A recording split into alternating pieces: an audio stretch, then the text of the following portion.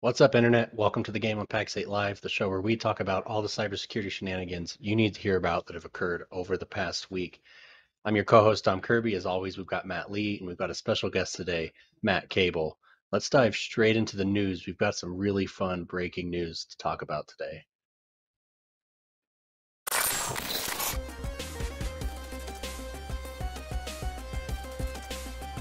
Juicy one. Juicy I'm going to steal one. Tom Lawrence's intro into this, but it's an Uber story. That's terrible. No, sorry. Dad joke. Seriously, though. Yeah, dad joke for sure. But seriously, though, this morning's news was all over Twitter. It blew up very quickly around InfoSec, but Uber compromise happened. The way we first saw it was actually on public-facing things, where this kid basically purported in a chat message to have compromised Uber, an 18-year-old. Who basically said he used social engineering, expanded into the network, and was able to find a PowerShell document that contained a master key potentially to their Thycotic server, and then showed logging into various consoles as the incident response technician. And so lots of takeaways from it, but kind of one of the things that really started off the morning, and it was later parodied by, or at least responded to by Huntress, kind of saying, hey, don't beat people up. Remember, these are humans. Right. Remember, incident response is going to create problems, and it's going to be painful, and they're going to be living with it and those things, and brought in that human empathy layer. But what I like to always take from it, Dom, is just what can we learn? Right. And so what are some of those things, right? As we look at this and go, okay, you had a social engineering, you had a MFA fatigue, you had passwords stored in plain text in PowerShell, files. And, Yeah. what are your initial thoughts on it, man? Well, first, you can always count on Kyle and his team to come in and sort of be the human voice in these matters. And I've always appreciated that about them. So shout out to them because I love it when they do that. People are having a real hard day at Uber, guys, right? It's, sometimes shit happens and we're here. So, my hat's off to the incident responders trying to untangle what I'm sure is a huge mess. But I think if we look at the anatomy of this attack, and I honestly read up on it just a few minutes ago, um, I do think there was some failure here, but I think for the most part, at least, a lot of that failure seems to be failure that is not uncommon and is easy to miss, right? It's easy to fix something for the sake of making something work and perhaps have a session key or some sort or an API key stashed away in a PowerShell script, right? It's not Yep. unreasonable to think that that's going to happen. So it's a tough one. Obviously, we won't learn the ins and outs, but what scares me, I think, is the fact that they were able to sort of be lateral, right? Lateralize as much as they were able Yeah. to do so. That's huge, right? Like getting into the Thycotic server, which if you don't know, Thycotic is a product where we store secrets. It's essentially a password manager, but it can also do some cool programmatic key management and things like that. And knowing Uber and the kind of company they are, I'd reckon they're doing it more for the programmatic stuff and less for passwords. Right. The amount of access you could get out of that, assuming that key was scoped broadly, is kind of terrifying to think about. Yeah, and as it turns out, that's what it seems, right? At least it purports to show Right. their Sentinel-1 console. It purports to Right. show their AWS console with master level understanding of most of that architecture and full admin rights. And so you could tell if But this was a what's malicious threat interesting actor. is in that video you did with Tom, and I didn't watch the whole thing yet, but what I caught in the beginning of it, it was a screenshot from Slack, and it Yeah. was reportedly this threat actor being like, "Hey, I'm a hacker," and just seeing how Yes, and like yet 5,000 thumb ups, pinned right? it, Like, yeah, and then a bunch of like, did they genuinely curious, like if they thought it was a prank or what? I think Because it so. was very interesting to see how many people on the team reacted to that. Yeah, I think so. And it kind of still remains to be seen. Is this an inside threat? Is this Yeah, obfuscation? If you look back on the Ubiquity attack that Brian Krebs had to apologize for, it was because he had the single source, and that single source was the threat actor. And the challenge is when the single source is the threat actor and they tell you the wrong information, you publish wrong information, right? It was part of that right. disinformation campaign. So we'll see how this plays out. But, the big takeaways that I have is you still have this concept of the way we handle secrets. And as you look at your CIS controls with, let's say, 6 for trying to deal with authorization improvements from PAM and what I have access to. I used to have this term that I lived by, which was live compromised. And it was this understanding of saying at any given time, one of our techs is probably compromised. At any given time, someone is probably compromised. And how do you limit that blast radius? How do you make it to where the daily driver account I sign in with isn't potentially the account that has access to that PowerShell script or to those access to those external things and administrative functions? In some of the screenshots, you can see the gentleman signed in as himself into the Sentinel-1 as the incident responder, as him, not John Smith admin or John Smith, comma, some other name. It's his primary name that's showing up. And so I don't want to throw shade, and the intention isn't to beat them up, but it is to be more aware that as we see these things, hopefully we're going to see more transparency. Hopefully we're going to see more humility. Hopefully we're going to see more like Cisco behaved with Talos and their response just a couple weeks ago, and similar to how I would hope, had Uber not been plastered all over everywhere, they would have had the courage to have shared without this externalization. So yeah, I suppose we can kind of jump on to the next article, if you will, on the backstage there. We talked about this a while back, where Travelers, about I think mid-July, said they were going to start the process of a rescission lawsuit. To make that distinction again, subrogation is damage happened, I'm suing the responsible party. Rescission is attacking the other end of it, saying, I'm going to say that this policy was never in existence. And even though I've paid you a claim, we want to take it back as if you had obtained that via fraud. Think of it akin to, saying you're not a smoker and then firing up outside the smoking after your blood test, right? You've obviously lied on your application. And in most insurance worlds, the basic action for that is returning of premiums that you have paid. And it's basically returning those insured's premiums as a result and canceling the policy. But it's interesting because this was in court for, not very long. And if we'll flash to that next article, please, you'll see that there was actually a settlement reached very rapidly afterwards, and it never went into court, which is important in a couple of ways. The first is that it has said we don't necessarily have legal precedents now. One of the intents, I think, of Travelers to solve through that in court and to make it public was to set a precedence to allow for that cancellation based on similar conditions, to create that kind of legal matter. So I think you've missed that piece, but you have to imagine that settlement was nothing less than return of premiums and the cancellation of said policy. And they went so far as to say that that was the result. It was not sealed. So perhaps they have established some precedents. But initial thoughts on that, Dom? I kind of said it back when we first talked about this, that I do not disagree with Travelers' course of action, right? You've agreed to buy risk management, essentially, or buy risk. That's what I'm looking for. Whatever. You've bought the option to move the financial risk under false pretenses. Yeah, transference. Words are hard on a Friday, guys. Thank you. Transference. That's okay. So it's, if you do it under false pretenses, right? Like if you and I enter into agreement together and we lied about something in the agreement, that contract would be found to be void, right? Yeah, I think it's the same concept. So it was interesting to see this settle out of court. My first impression was, I think, perhaps the policyholder realized how much it would cost to fight a company the scale of Travelers, and decided screw it. Or, maybe to your point on legal matter, I'm not a lawyer. I don't know that a settlement, really deems case law. No. But if it doesn't, maybe the right person got to this policyholder and was like, hey, let's not let this happen. Right.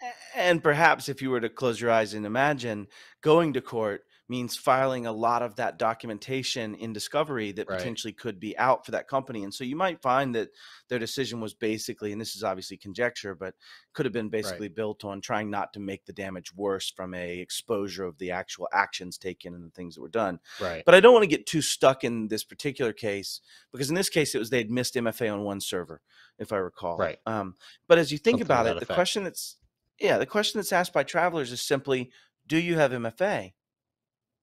Well, that's a pretty binary question, isn't it? And it doesn't take into account that on what? Is that on Connect Booster? Is that on my MFA for Connect Y? Is that on my MFA for my portal to Screen Connect? Is that the MFA on my bank balance stuff? Is that the MFA on my... And you start realizing, I think, that these insurers have created a good condition to win for them, in the sense that by not defining more granularly, you have this overall encompassing capability to say, well, you lied. Well, yeah, but you only asked me a binary question. I had to say yes or no, and I was talking about Azure AD. And I'll go back to my earlier advocation on this, is that write a book. When Wes Spencer was on, we talked about that, is that in your applications and those that you're doing, be very transparent. If you have a business impact analysis, write out every company and say, yes, no, here's where I can't do MFA because that company doesn't allow it. Here's where I can't do Right. this because that company doesn't have that tech debt. Here's where this would cost this Right. much, and this is what we can't do, And so you start getting into, if the underwriter approves it after that, you've given yourself quite a bit of defensibility in how you decide Right. to defend that later of why you made those choices and what you already told them. They can't say, we didn't know you didn't have it on Monday.com. We didn't know. They were told that in the application process, right through that addendum. And they might deny you. Like, let's be clear. They might decide that True. they're not going to insure you. And the answer is not to be like, oh, well, we actually do have it. Right. Like Yeah. that. Because I think the Yeah. whole point of this is that insurance policy, frankly, doesn't exist if you were not completely forthcoming in your answers. Pretty much. Right. So if they And that's the deny best it, then case. your next action item is to go improve that business impact analysis and that risk statement, and then come back to Exactly. the underwriters with that completed improvement. Because I think a key point here that we need to hit is the insurance company gets to pick who responds to the incident and investigates what happened and how, right? And they will know whether or not, we've had the same conversation with how does Microsoft know that Azure subscription wasn't protected with MFA? Because they have telemetry on every session, whether or not MFA was used on that particular session. Exactly. Right. And it's the same concept. Those forensic investigators are going to know the exact timeline of the attack, what happened, how they got in, whether or not they were challenged for MFA. These are great companies, right? Insurance companies don't pick forensics firms that aren't good at what they do, hopefully. Yeah. Well, that's the goal, right? And one of the things this brings us to, though, is if we then zoom in on that answer of, hey, we need to list all of our applications, we need to list what their risks are, we need to see where we're limited. That brings us into this kind of deeper understanding of Control 15 of there's supply chain risk. There's supply chain risk to me from an insurability perspective in the scenario we just presented.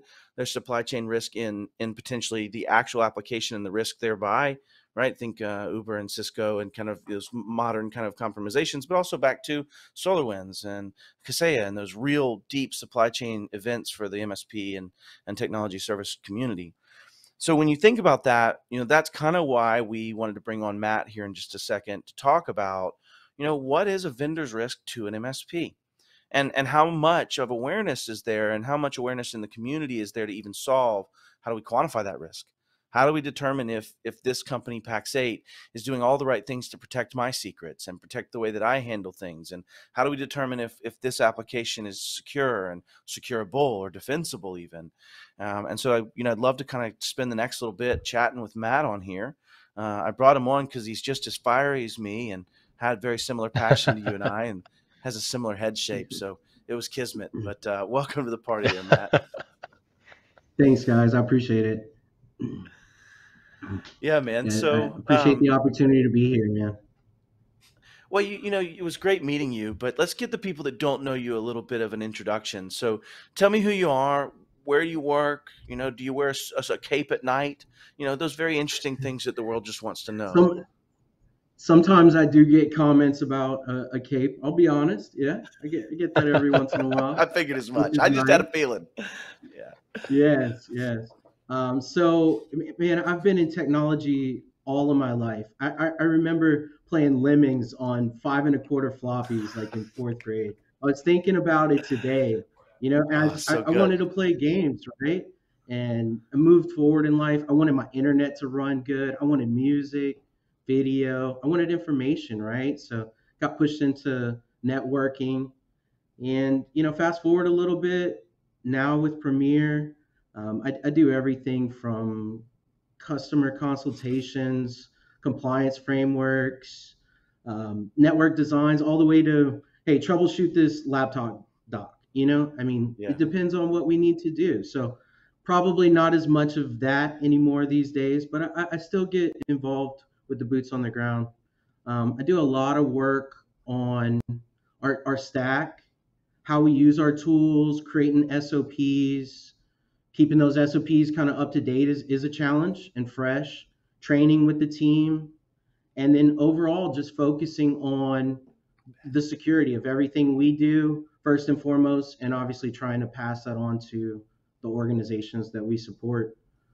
Over the last few years, we've really kind of transitioned from that break fix style to more of a, a true MSP, I would say, and Yeah. focusing on those customer relationships. And I'm proud of that.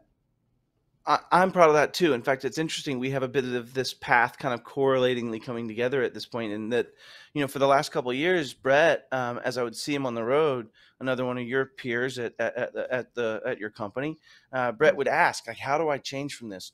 What do I need to do to go from here to here? And what should I do for security? And so he was kind of asking some of those kind of industry questions that were showing that growth and that leading towards.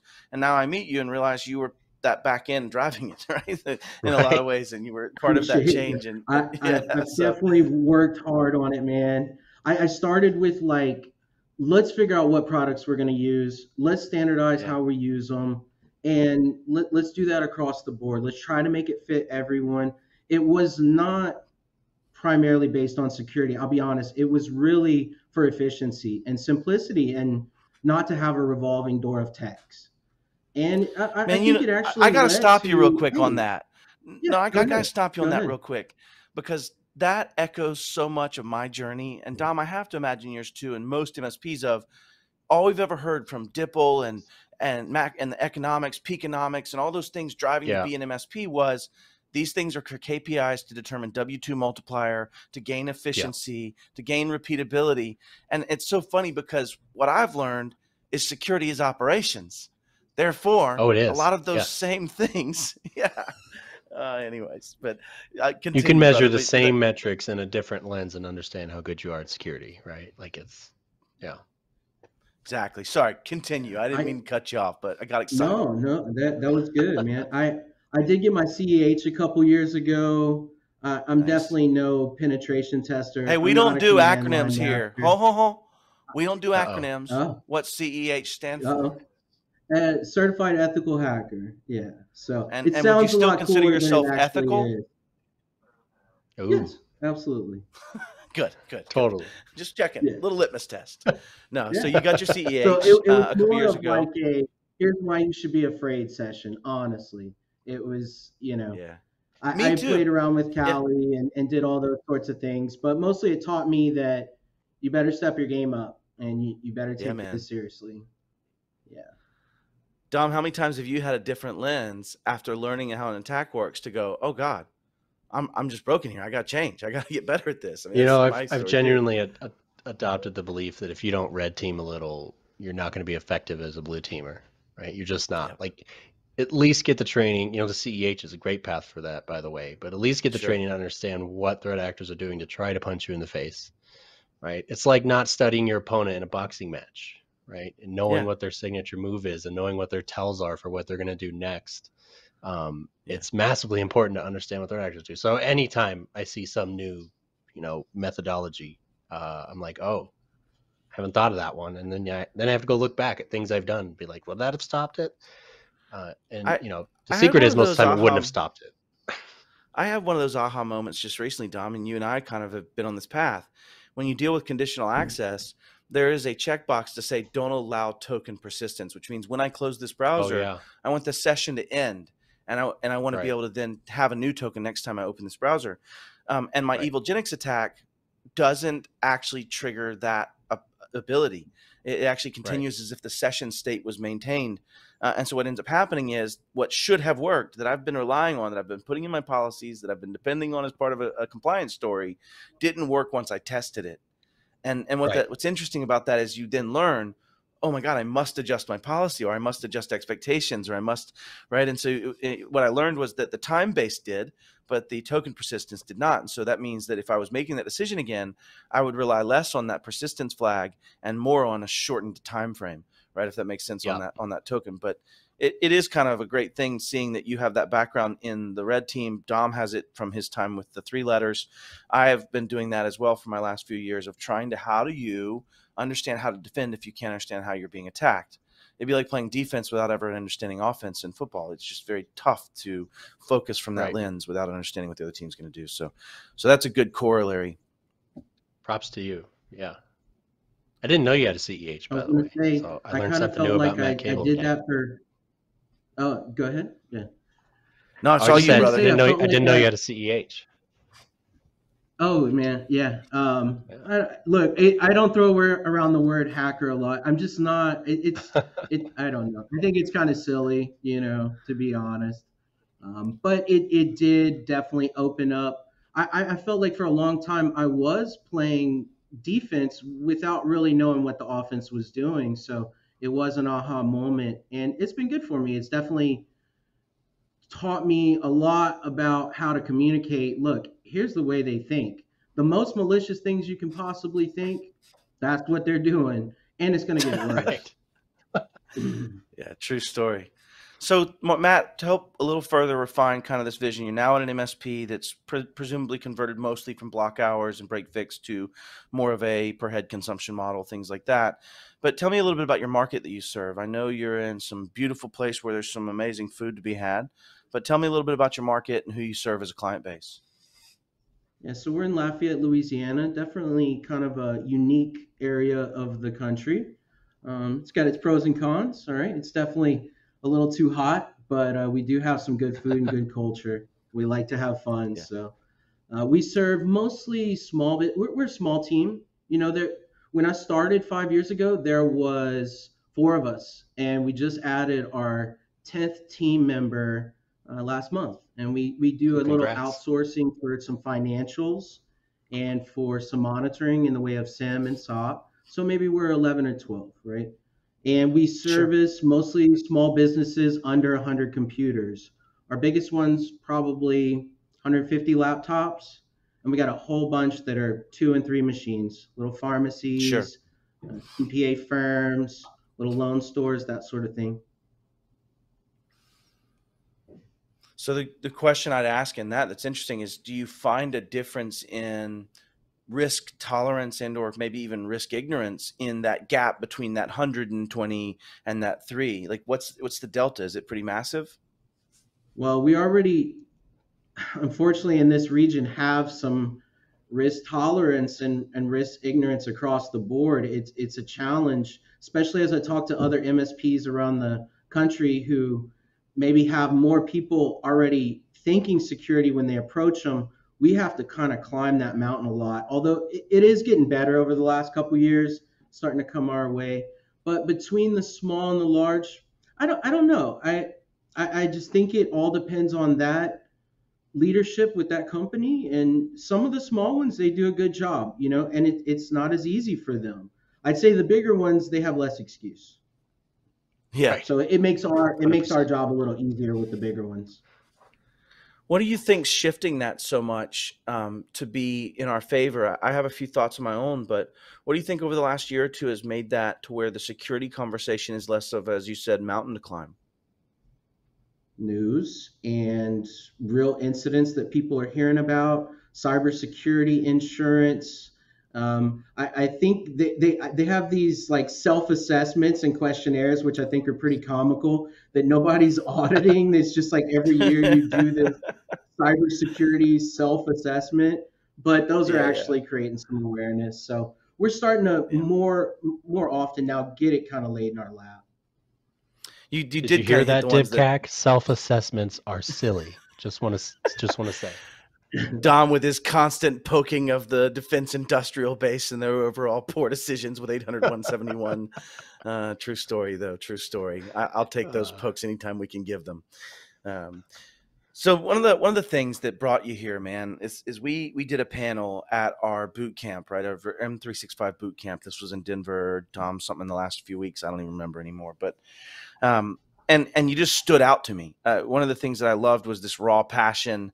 Some of the things you were talking about was like vendors need to do this and we need to jump, and it was I just saw a lot of me, if I'm honest, and people like ourselves, I suppose. But I really liked your fire and passion. But tell me, kind of, if you will, like what was your thoughts from that boot camp and what did you take away? And then we'll get into some vendor risk conversations.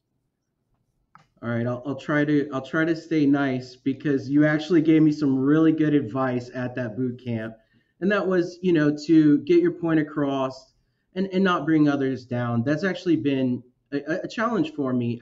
For 15 plus years I've been doing this professionally, and sometimes the vendors are getting in my way, or a lot of finger pointing. It's hard sometimes. Like they will leave you to be the bad guy. And it's like, well, I'm the boots on the ground making your product deployment actually happen. And you're just kind of leaving me hanging. So it is challenging. And I especially get frustrated with these larger organizations that just kind of leave us hanging or say, well, this is how we've always done it. This is what we do. Just kind of deal with it. Open these ports, and we're not going to give you a subnet range. Just open 443. Just do it. What I loved about because go ahead, Dom. Way back in the day in Pax8 time, I was an engineer at Pax8. So I used to do these advisory sessions and trainings that we offer. And Matt, I was, fortunate enough to train you and the team. And I'm not just saying this because you're here. You were one of my favorite partners to work with because you would always challenge like specific things that we were going through, right? What is the end result of this policy we're talking about or this? And that's huge, right? So you had that sort of question the vendor, really understand what we're accomplishing. And I definitely had partners sit there the whole time silent and wait for the recording. Right. So I really appreciate that you challenged every point we brought up and we dug into it. It was amazing. When it's awesome. Those questions that I really. No, go ahead, Matt. Go ahead, Matt. Oh, I was going to say, I guess that's kind of what that's confusing, right?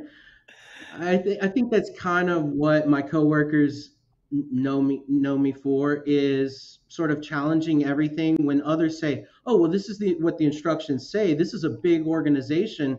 Who am I to challenge them? I'm like, no, we are the perfect people to challenge them. The customer certainly can't do it. But you're my spirit animal on this, man. And I think that's what really stood out to me on this was, I think that's what everyone needs to be doing, is asking questions. Even if those questions come to answers you don't like, at least you have some knowledge and understanding of those questions, and you can make better business decisions and risk decisions. And I think that's what stood out for me so much, is that when, to be fair, you're right in that I was saying, hey, I like to use the positive first method to try to catch more flies with honey. And I also learned in my life, I have a loud enough voice that if I say bad things about others, it doesn't benefit me. It's much better to speak about the positives, and let's not talk about the negatives, which means I won't talk about that company oftentimes, right? And they can read between the lines. But to your point is, it's asking those questions. When I talk to MSPs saying, how do I get security people when they're so expensive and I can't find them? Go find the guy or gal inside your organization that is asking those questions, that is saying, is this okay? I don't know that I like them having global admin. I don't know if I like the way that they're handling this. Can I ask you, can we do this differently, and push back? And it's the only way we're going to elicit change in our vendors. And it kind of brings me to the entire point of why I wanted you here, man. It's like, what risk does a vendor pose an MSP and then that downstream client? And what are your thoughts on some of the challenges you've faced from those vendors in the past, brother? Yeah, I'd like to kind of circle back to something you mentioned before. I actually kind of had it in my notes on the news article. The question of, do you have MFA enabled, is such a terrible, terrible question. I think two different things on this. For one, they had a previous ransomware incident, and it's like, guys, get it together. But on the other hand, well, the cybersecurity insurance just says, well, do you have MFA? I don't know how the question was asked, but I've been through some of these cybersecurity insurance questionnaires, and it's a little scary. And it makes me think, well, look, I'm telling you where all my vulnerabilities are and everything, how I'm designed, how to attack me. What's your security posture look like? How many people you got working from home? And how are they connecting in? And where are you storing my data? And who's all got access to it? It's definitely pretty scary time. And I also know from other, I guess it doesn't matter, whatever, other sources, I guess, that these cybersecurity companies, they're being targeted because you can get all this information about the companies that they're insuring, attack them, and know that they're insured to at least get some money out of them. I don't know. I would hate for somebody. No, you're right. We've seen attackers get in and go into, the finance SharePoint site or whatever, and pull down the insurance binder, and then the ransom just happens to be the exact amount on the insurance binder, right? Like they know what they're doing. That's optimization at its finest, right? Like, I'm going to get Right. every It's last penny. I'm very not going to waste smart. these threat actor motions. Like, I'm Right. going to get it all. But you're right. There's been anecdotal evidence and also some direct evidence of threat actors directly compromising your reinsurers, directly compromising your insurers to harvest data about those organizations, what their pay history is like, what's their return premium kind of policies on when they fight it, what kind of investigation they're going to do. So yeah, I mean, you're absolutely right in that there's this, anytime you see a force multiplier, why would I not do that? It's like Archimedes, why give me a lever long enough and I'll move the world? Well, yeah, it's a force multiplier. And so we're always looking for those things where we can do more with less. And as a threat actor, that's about getting more monies for less humans. It's that efficiency of W2 multiplier, if you will, again. And what's the most like popular one from the last couple years is the Kaseya hack, right? And I actually want to use that to not pick on Kaseya here, but I'm hearing of cybersecurity insurance companies are saying, "Oh, do you use Kaseya? Okay, we're not going to cover you." That is a bit ridiculous, and it shows their lack of understanding. My understanding is that they didn't even get into Kaseya's cloud. These were self-hosted servers, and Kaseya as a whole was not compromised. I may not know the full details, but I think again, just that question: do you use Kaseya? It just shows so little understanding from the people that are supposed to be really knowledgeable, and that's very concerning. The good news about that, and I won't get into the details too much about Mamaea and the activity we're talking about here, but the challenge was, you're right, they had the ability to protect the WAFs because they could put in a WAF rule on the stuff they hosted. They couldn't share the intelligence about the problem and have others do the same because it would also tip off the threat actors while they were working on some of that. So you have this kind of real weird mix of that, and we can get into that as a real much deeper conversation. But I think the point is that if you look at it correctly, you see capitalistic responses to things based on very limited data. If all of a sudden, what is that? Dihydrogen monoxide was killing people, eventually we'd ban it. Well, that's unfortunately water, right? And so you have this unfortunate part of like lack of knowledge creates that gap. And so that's exactly it. Oh, Kaseya? Well, then we must mark off Kaseya because Kaseya bad. When in reality, those risks exist almost in every single one of these platforms. And it's kind of so much about more than just that. And it shows this grasping at straws mentality, right? And that's what you're seeing. But if you look really closely, there's a corollary in the US government.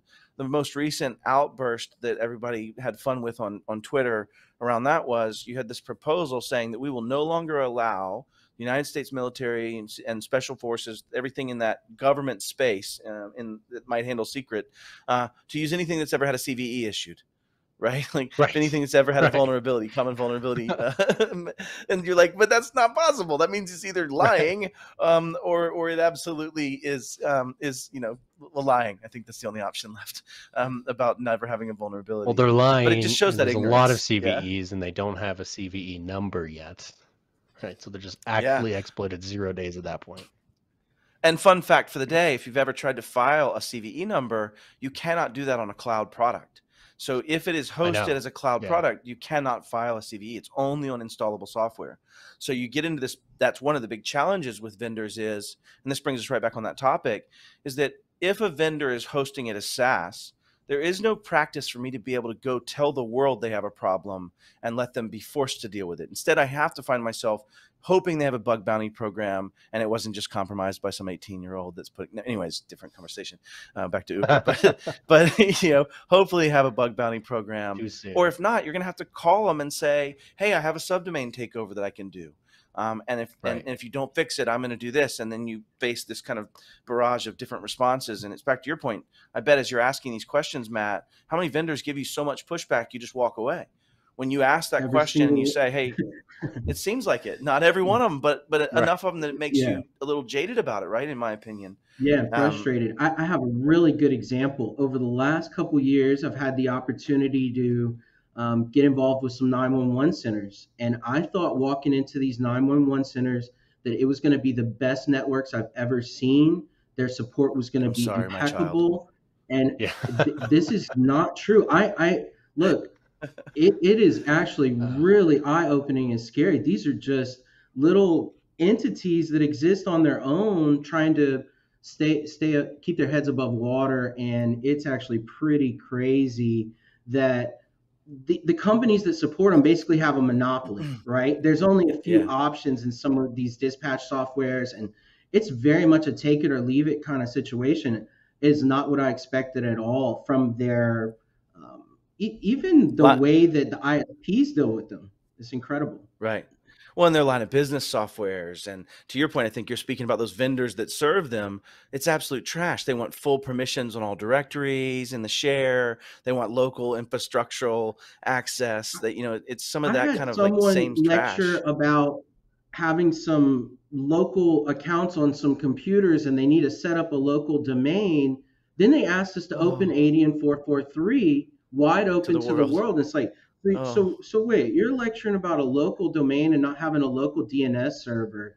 And then you want to open 80 and 443 to the entire world.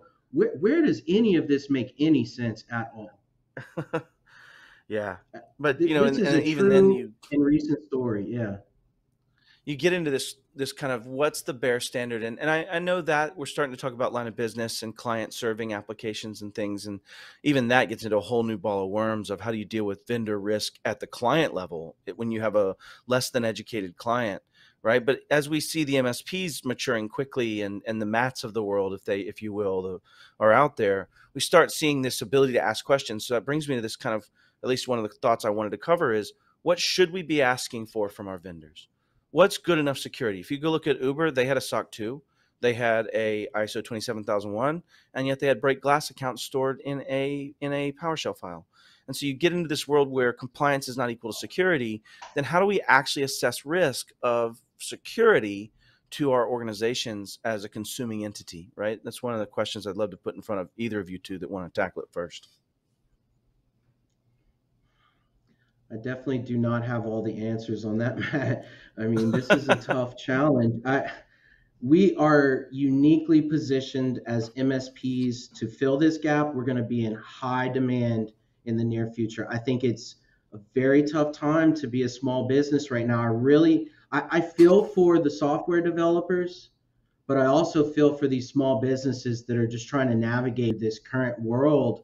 It's tough. I don't think that some of them don't care. I just think it's expensive, it's time consuming, and they have 4 employees and 2 computers. I don't know. I don't have all the answers on how to solve it. I really don't.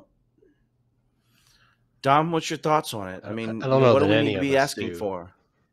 Yeah, No. but I still want to see SOC 2s and I want to see the ISOs and but really I want to see the SOC 3 if we want to get nitty gritty, because I want to understand what the scope of that assessment was.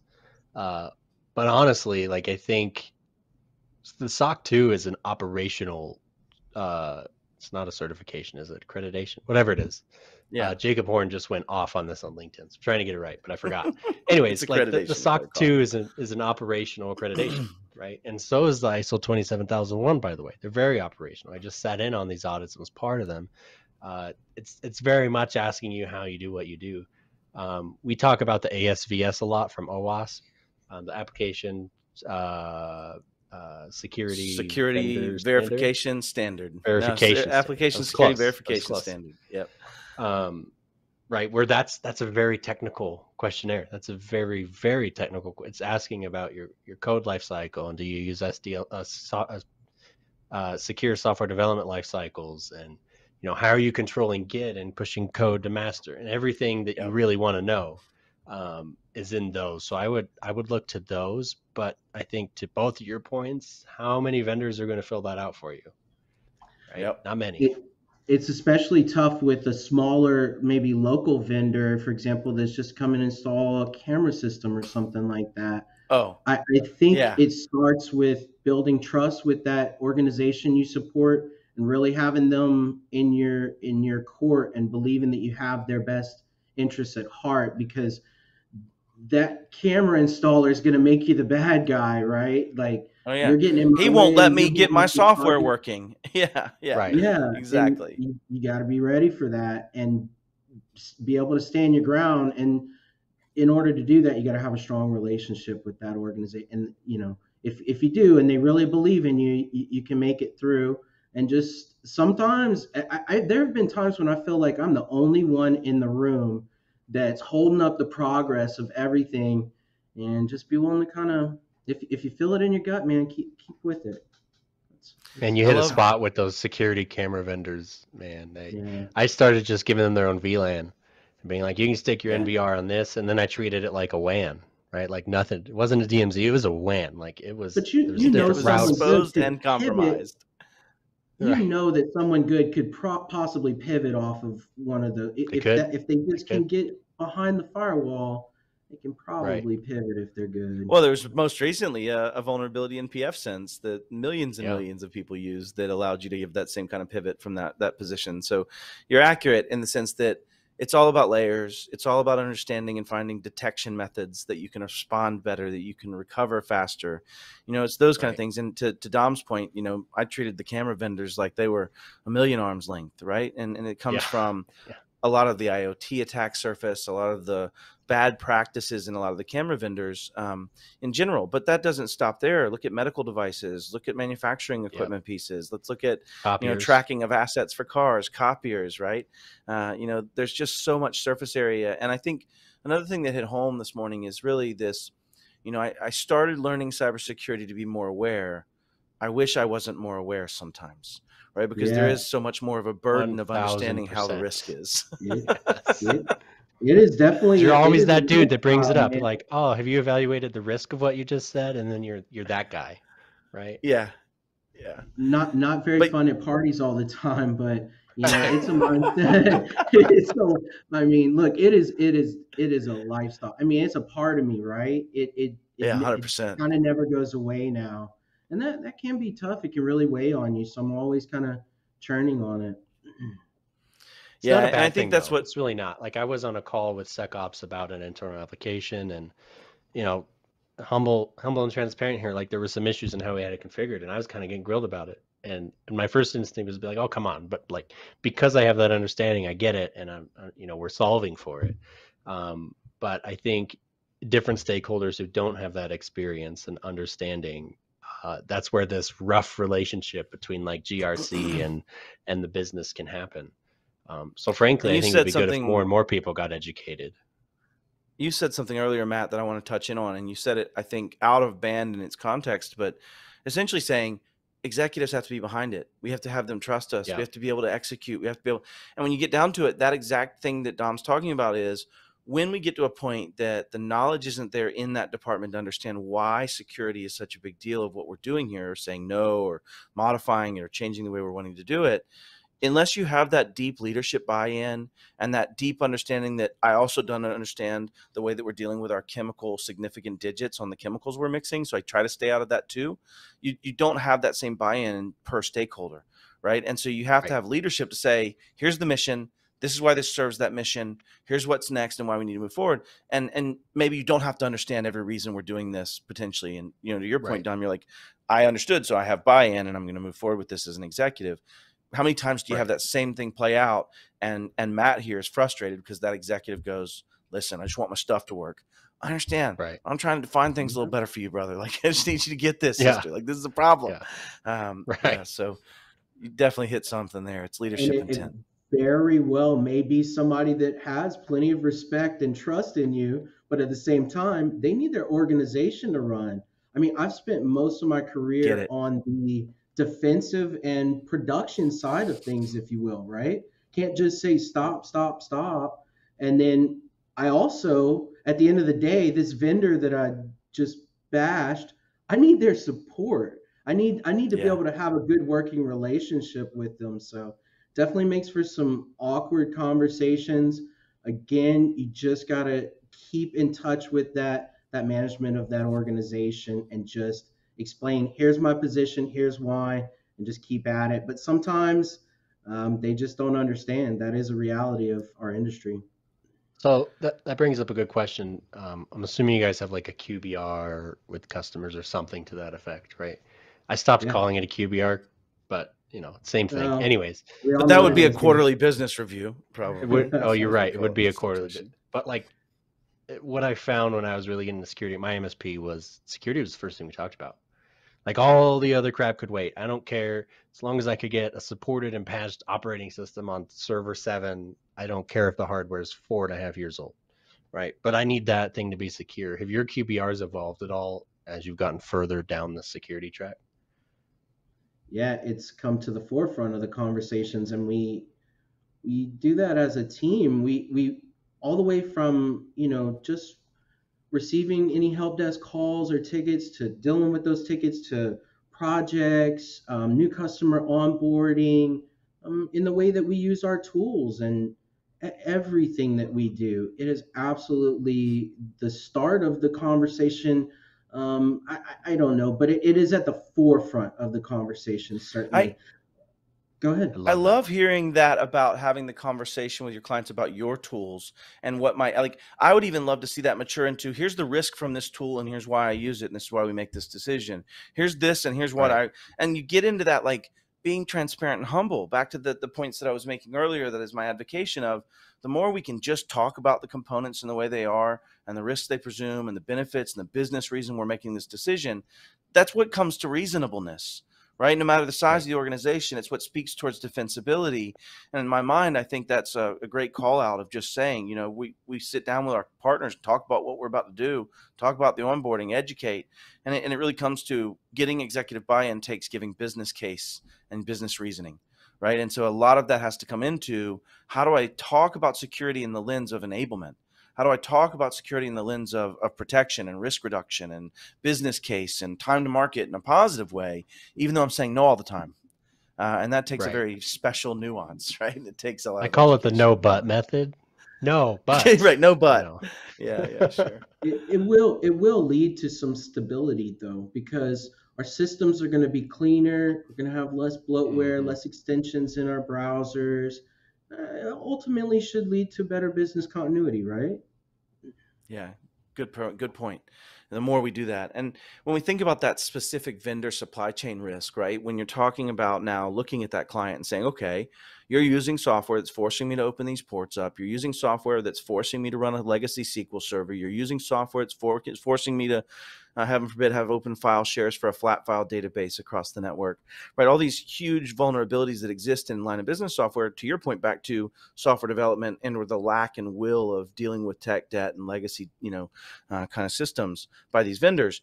But when you start talking about that, is that something you're already starting to educate your clients on, or is that kind of the next iteration of, let's talk about your risk by your software in your organization? And that's kind of one of the questions I have for you. Have you guys made that pivot to starting to talk about their impacts of their decisions from that perspective? Yeah, a lot of times it's the best time to have a conversation. Maybe they've had an incident, or maybe one of their vendors sends an email that says, hey, we've ran this update, or maybe you've heard about this in the news. It's a perfect catalyst to start a conversation with them.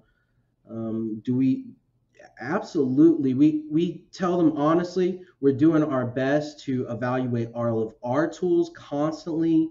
We're trying to pick leaders in each category. As far as their own tools and software, that is typically a tougher conversation because they're usually embedded into the company from so early on in their workflows. But we are starting to see that people are listening to look, maybe you should challenge your software vendor a little bit. They haven't released an update in 3 years, and thankfully the world has changed a little bit. So some people are starting to come around to understand this idea of, hey, they have you're paying them $2,000 a year for software maintenance, right? Maybe they could put in a little work and maintain make some the software. Yeah. Yeah. They like to call that profit maintenance. That's how they continue to make that extra 4 points on the spiff. But they don't necessarily 15% off for 3-year deal, right? Right. And Dom talks about this with digital transformations, right? It's the similar hand in hand. Security often comes with some of these new capabilities, but it's asking those vendors, do you have a SaaS platform? And I like to do this one basic question of, do you have visions for a SaaS platform in the future? Now, this would have been many years ago, and the answer would help me tell a lot about them.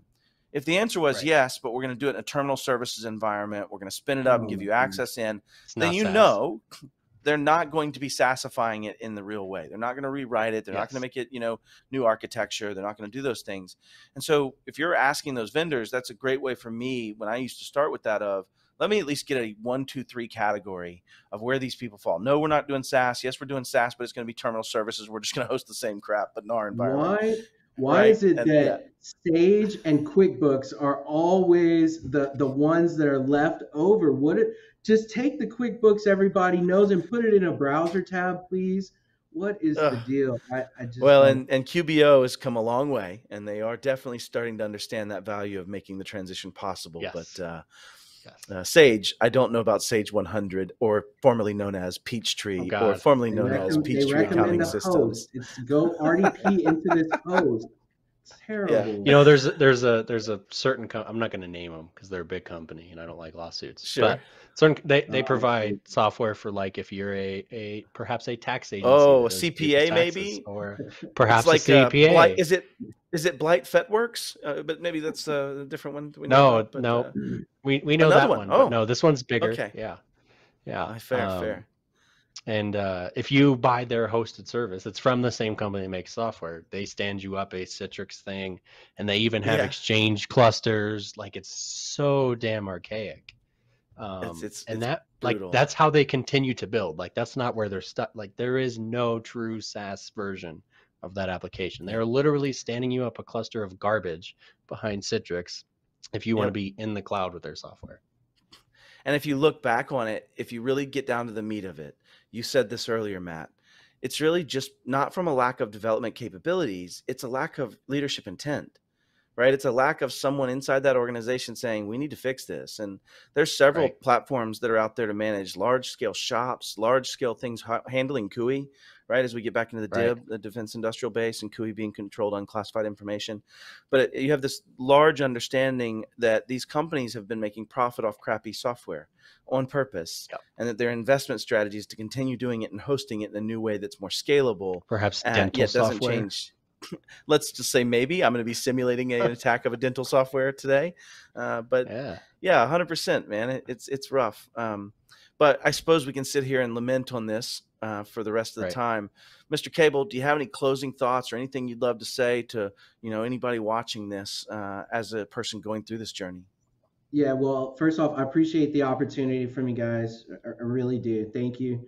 And it's hard for everybody right now, for these software developers included, and it's probably going to get a little harder over the next few years. So we just need to stay the course and keep these conversations going and start to have better engagement with the organizations we support. I think that it really starts there.